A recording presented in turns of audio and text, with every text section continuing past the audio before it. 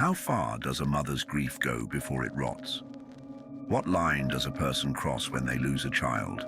When love curdles into obsession? You're about to hear a story about a very specific kind of longing. A story about a mother who, just to feel her daughter close again, started wearing the skin she left behind. Elara lived in a silent wood-paneled house deep in the Appalachian hills, where the fog clung to the trees like a shroud.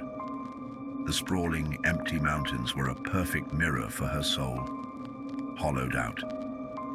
It had been 6 months since her 8-year-old daughter Sophia was stolen from her by a sudden vicious fever. Since then, time in the house had stopped. Sophia's room was a perfectly preserved shrine, a mausoleum of dusty dolls and small dresses hanging in the closet. The air inside was thick, heavy with an absence that had its own shape and weight. Elara drifted through the house like a ghost, wrapped in the invisible burial cloth of her own sorrow. The grief began to eat at her in strange ways. At first, she'd spend hours in her daughter's room, just breathing in the ghost of a scent. Faint, laundry soap and something uniquely childish that still clung to the pillow. Then she started sleeping with Sophia's worn-out teddy bear, its one remaining button eye seeming to watch her with an ancient pity.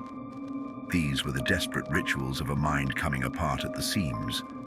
But the comfort was fleeting, a single drop of water in a desert of agony. The real spiral began late one sleepless night, as she was rummaging through an old hatbox. Inside, resting on a bed of yellow tissue paper, was her most bizarre and secret treasure, Sophia's skin. The girl had suffered from a rare dermatological condition, an aggressive form of eczema that caused her skin to peel off in thin, almost complete layers like a little snake. For years, Elara, in a mix of maternal care and a strange fascination, had saved the largest, most perfect pieces. Back then, it felt like a peculiar record of her daughter's growth. Now, in her absence, the collection took on a macabre new meaning. With trembling fingers, Elara lifted out the largest piece, an almost translucent layer of skin from Sophia's back, preserved and dry like an ancient scroll. The texture was papery, brittle. She brought it to her face. The scent. It wasn't soap anymore.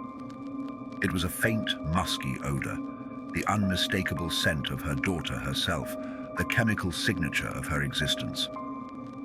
A wave of relief and nausea washed over her.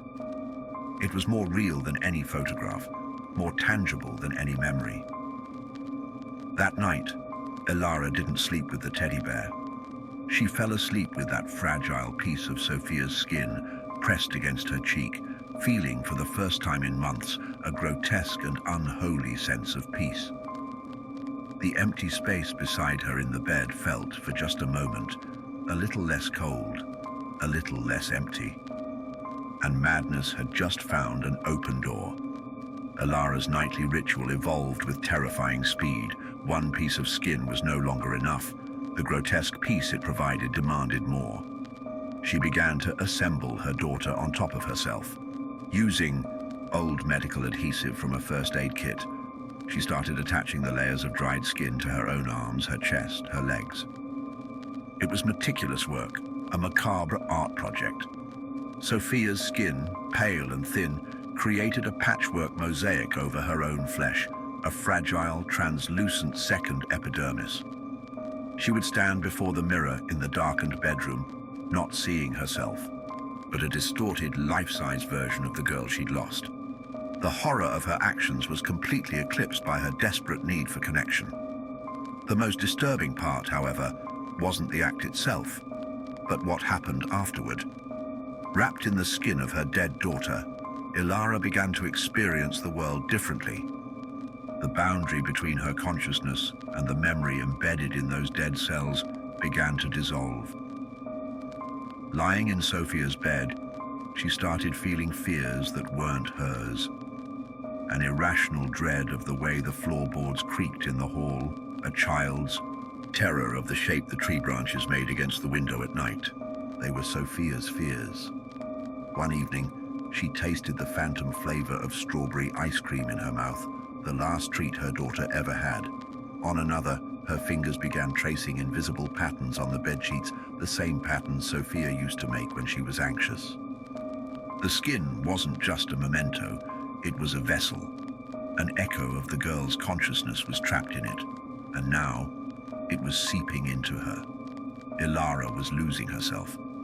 Her voice, when she spoke aloud to no one, would sometimes come out in a higher, more childish pitch.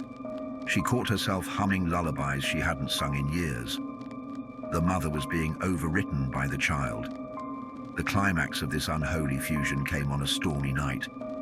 Ilara, completely covered in the fragile tapestry of skin, was curled up in Sophia's bed. Thunder rattled the house and a flash of lightning bleached the room white. In that stark light, she glanced down at her own hands, the hands of a grown woman with veins and worry lines.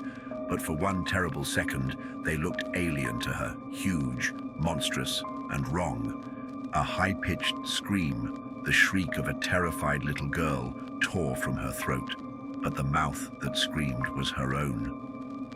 Ilara's consciousness was now just a prisoner in her own skull, watching as Sophia's terrified echo looked out at the world through her eyes, trapped in an aging, oversized body it did not recognize.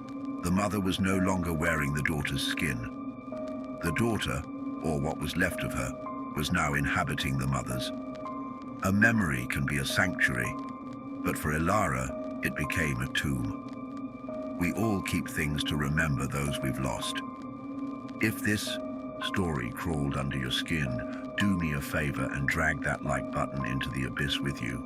Subscribe and turn on notifications, because there are plenty more pits of despair for us to explore together. And have the guts to comment below.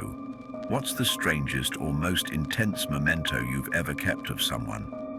Let's share our ghosts.